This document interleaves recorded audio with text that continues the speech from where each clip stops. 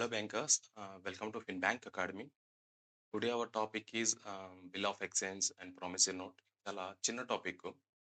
ఏఎఫ్ఎంలో majority చాప్టర్స్కి explanation అవసరం లేదు. Like సిఏబిలా కాదు, జేఏబిలో మనకు మాడ్యూల్ ఏ, మాడ్యూల్ సిలో చాలా చాప్టర్స్కి ఎక్స్ప్లెనేషన్ అవసరం లేదు.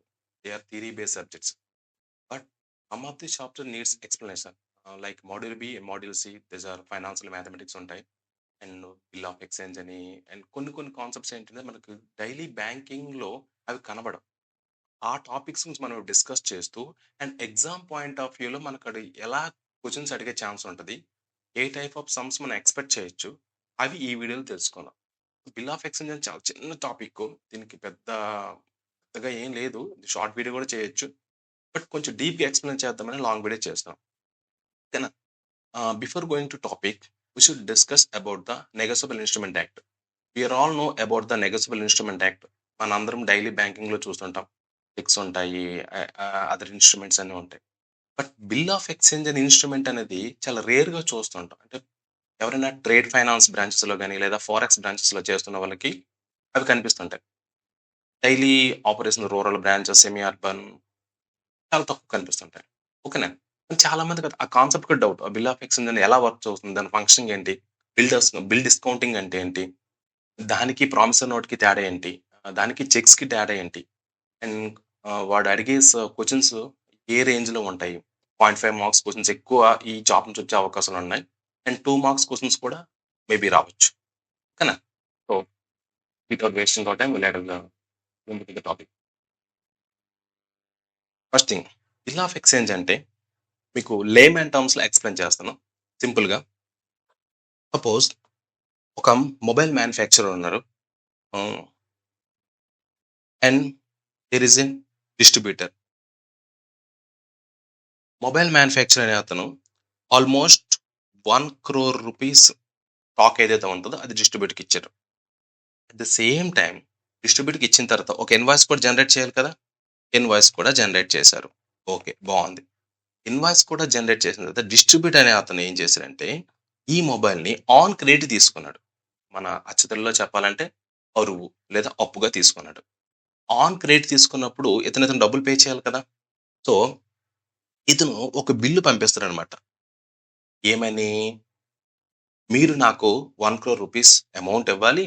But that must be given so and so date are within some time period అని చెప్పి ఒక లెటర్ పంపిస్తారు.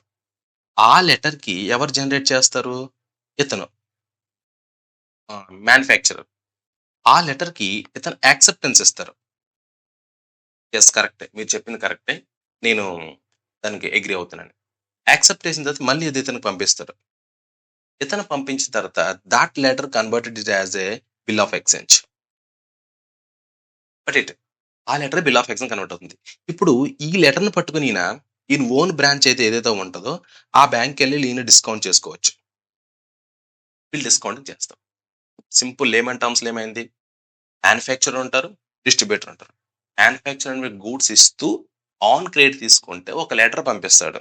ఆ లెటర్ అనేది ఎవరైతే స్టాక్ రిసీవ్ చేసుకుంటారో అతను యాక్సెప్ట్ చేస్తాడు. యాక్సెప్ట్ చేసి yes, I have to pay this amount అని చెప్పి యాక్సెప్ట్ చేస్తాం. యాక్సెప్ట్ చేసి మళ్ళీ ఎవరైతే మన సెల్లర్ ఉంటారో సెల్లర్‌కి మళ్ళీ అదే లెటర్ ఫార్వర్డ్ చేస్తాడు. ఆ లెటర్ సెల్లర్ తన దగ్గర ఉంచుకుంటాడు.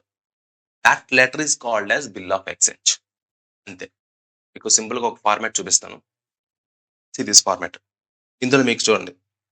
ఇక్కడ accepted, drawee name, drawer name, ఈ డ్రా నేను ఎక్స్‌ప్లెయిన్ చేస్తాను. మీరు సింపుల్‌గా చూడాల్సిందేంటంటే 3 months after date pay to me or order the sum of rupees 20,00,000 only for the value received.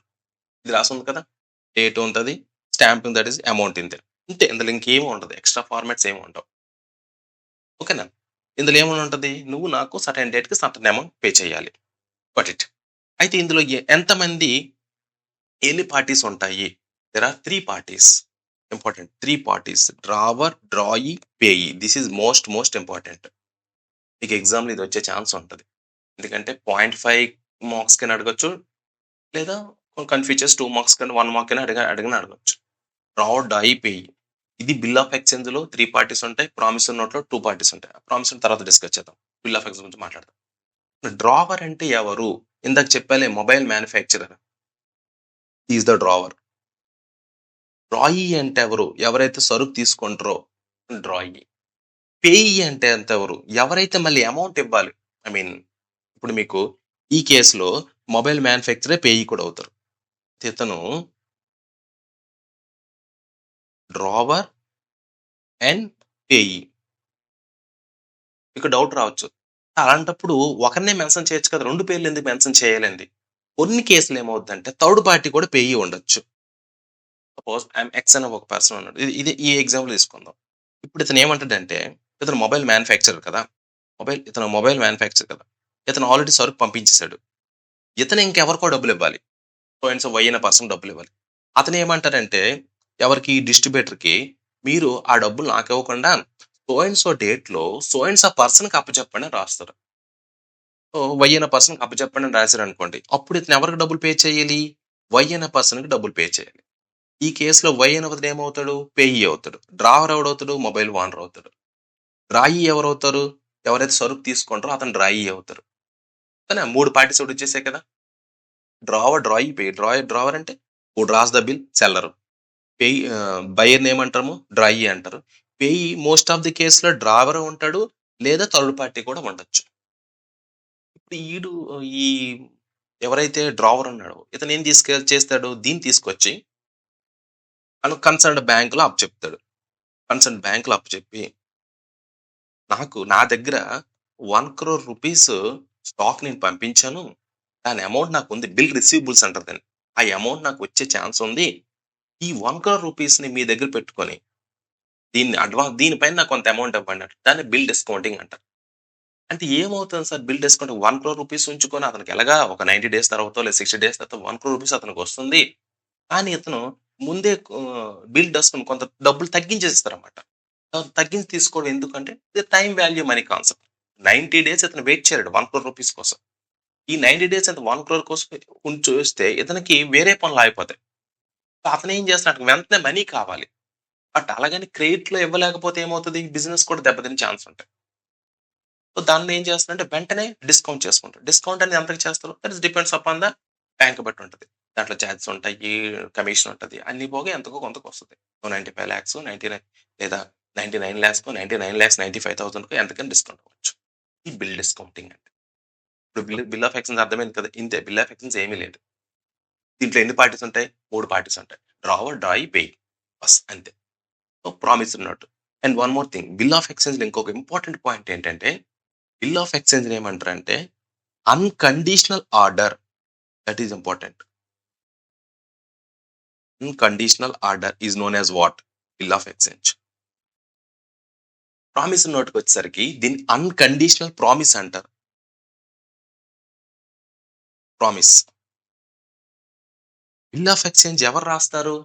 అది కూడా అడుగుతారు. బిల్ ఆఫ్ ఎక్స్‌చేంజ్ రాసేది ఎవరైతే గూడ్స్ సేల్ చేస్తారో ఐ మీన్ రైట్ ఎవరి దగ్గర ఉంటదో, డబ్బు నేనిస్తాను. నేనే రాసుకుంటాను bill of exchange. But promissory నోట్‌లకొచ్చేసరికి డబ్బులు ఎవరు తీసుకుంటారో అతను రాస్తారు.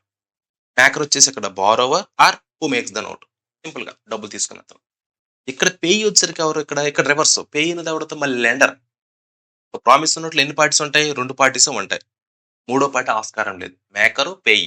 డబ్బులు తీసుకున్నోడు, ఇచ్చేవాడు. జనరల్‌గా ప్రామిస్ నోట్స్ మన ఊర్లలో చూస్తుంటాం. అవే ప్రామిస్ ఉంటాయి. అంతకు మించి ఇంకేముండదు. దీని ప్రొఫార్మా ఇలాగ ఉంటది. లేదా రకరకాలుగా ఉంటది. No issue. ఇలాగనే ఉండొచ్చు. లేదా ఇంకొకలాగానే ఉండొచ్చు. అలాగే ఉండాలని ఏం రూల్ లేదు. ఇక్కడ రెండే పార్టీలు మేకరు, పేయీ. డబ్బులు తీసుకున్నోడు, డబ్బులిచ్చేవాడు. డబ్బులు తీసుకున్నవాడు రాసుకుంటాడు ప్రామిస్ నోట్. ఏమని? నేను ని నేను ఎక్స్ అన్న పర్సన్‌కి ఇంత అమౌంట్ అప్పున్నాను. లేదా ఇంత అమౌంట్ రేట్‌లో తీసుకొచ్చాను. నేను ఈ సో అండ్ సో డేట్‌లో మళ్ళీ పే చేసేస్తాను. అని రాసుకుందెవరు? డబ్బు తీసుకున్నవాడు. పేయనిది ఎవడు? లెండర్. ఇప్పుడు ఈ ప్రామిస్ నోట్ ఎవరుంచుకుంటారు? ఇది కూడా హ్యాకర్ దగ్గరే ఉంటది ప్రామిస్ నోట్. ఎవరి దగ్గరైతే డబ్బులిస్తారో ఎవరికైతే రిసీవబుల్స్ ఉంటాయో they have the right to ah, retain the promised note or bill of exchange. Got the point? 2 అర్థమైనాయి కదా! దాంట్లో 3 పార్టీలు, దీంట్లో 2 పార్టీలు అంతే. దీంట్లో అండ్ ఇంకోటేంటంటే negotiable instrument main 3 sections. Section 4 discuss about promissory note. Section 5 is bill of exchange. Section 6 about 6. 6 గురించి ఎక్కువ మాట్లాడను. ఎందుకంటే జనరల్‌గా మనకు బ్యాంకింగ్‌లో చూస్తుంటాం. ఈవెన్ జేఏబీ, ఏఎఫ్ఎంలో కూడా చెక్స్ గురించి పెద్ద ప్రాధాన్యత కూడా లేదు. దాని గురించి వచ్చే క్వెషన్స్ కూడా చాలా తక్కువగానే ఉంటాయి. వస్తే మీకు బిల్ ఆఫ్ ఎక్స్‌చేంజ్ మీద గాని, ప్రామిసరీ నోట్ గాని 1 ఆర్ 2 మార్క్స్ క్వెషన్స్ వస్తాయి. అంతకు మించి ఎక్కువ ఈ చాప్టర్ నుంచి ఎక్స్‌పెక్ట్ చేయకండి. అండ్ వన్ మోర్ థింగ్, దీంట్లో సర్టెన్ టర్మ్స్ ఉన్నాయి. ఇవి ఇంపార్టెంట్ టర్మ్స్. డెఫినెట్‌లీ ఈ టర్మ్స్ నుంచి మీకు 1 ఆర్ 2 బిట్స్ వచ్చే ఛాన్స్ ఎక్కువుంటాయి. జస్ట్ బ్రీఫ్‌గా డిస్కస్ చేసుకుందాం. What are those terms? First is holder. Holder అంటే ఎవరు? ఇది ఎందులో వస్తాయి సార్ అంటే చెక్స్‌లో వస్తాయి ఈ టర్మ్స్. చెక్స్‌లో వస్తాయి, బిల్ ఆఫ్ ఎక్స్‌చేంజ్ అన్నిటిని కలిపి నేను రాసి పెట్టేసాను. హోల్డర్. హోల్డర్ అంటే ఎవరు? సపోజ్ ఎక్స్ అనే పర్సన్ నాకు డబ్బులివ్వాలి. అతను ఒక చెక్ రాసి పెట్టారు. So and so pay to so and so person అని సో ఒక అమౌంట్ ఆఫ్ ₹20,000 అని ఒక చెక్ ఇచ్చారు. I am the holder. ఎందుకు? I am the legal person. లీగల్‌గా అది నాకే రావాల్సిన డబ్బులు. లీగల్‌గా ఎవరు ఎలిజిబుల్ ఉంటారో he is called holder. And there is one more condition is called holder in due course. ఈ రెండిటికి చాలా మంది కన్‌ఫ్యూజ్ అవుతుంటారు. హోల్డర్‌కి, హోల్డర్ ఇన్ డ్యూ కోర్స్‌కి. హోల్డరే హోల్డర్ ఇన్ డ్యూ కోర్స్ అవుతాడు. ఎప్పుడు? మీకు కరెక్ట్ ఇన్‌స్ట్రుమెంట్ తీసుకున్నప్పుడు, దాంట్లో ఎటువంటి ఆల్టరేషన్ లేనప్పుడు, ఈ డిడ్ నాట్ కాజ్. అండ్ ఇంకోటేంటంటే మెచ్యూరిటీ టైమ్‌లో నీ దగ్గర ఉన్నప్పుడు. వన్స్ ఇప్పుడు నేను చెక్ ఇచ్చాను. లేదా నాకు ఎవరో ఒక అమౌంట్ ఇవ్వాలి. అతను నాకు చెక్ ఇచ్చారు. But date దాటేసింది. 3 మంత్స్ కదా మన చెక్ పీరియడ్ 90 డేస్. 90 డేస్ దాటేసింది. So, am I become a holder in due course? No. I will not become a holder in due course. But I will be the holder. ఎందుకంటే నేనే person. నాకే డబ్బులు రావాలి. But ఆ instrument invalid. So, person నేనే అయ్యుండి, ఇచ్చిన instrument కూడా వాలిడ్ అయితే then it is called holder in due course. అలా కాకుండా పర్సన్ ఒకటే నేను. నా దగ్గర ఎటువంటి ఇన్‌స్ట్రుమెంట్స్ ఇంకా రాలేదు. వచ్చినా సో, దాన్ని హోల్డర్ అంటాం. ఓకేనా? And most important is accommodation bill. ఇది మీకు ఎక్కువ అడిగే ఛాన్స్ ఉంటది. Accommodation bill and trade bill. ఇది ఎందులో వస్తుంది సార్ అంటే బిల్ ఆఫ్ ఎక్స్‌చేంజ్‌లో వస్తుంది. ఓకేనా? అకామోడేషన్ బిల్ అంటే ఏంటి? అకామోడేషన్ బిల్ అంటే ఇప్పుడు మీకు ఇందాక చెప్పాను ఫస్ట్ ఎగ్జాంపుల్. ఇదే ఒకటి రఫ్ చేస్తాను.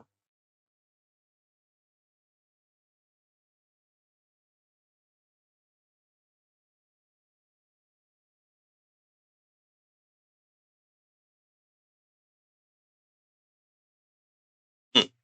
ఇదే ఎగ్జాంపుల్ ఇందాక చెప్పాను కదా! ఏ అండ్ బి ఇద్దరు ఫ్రెండ్స్ ఉన్నారు.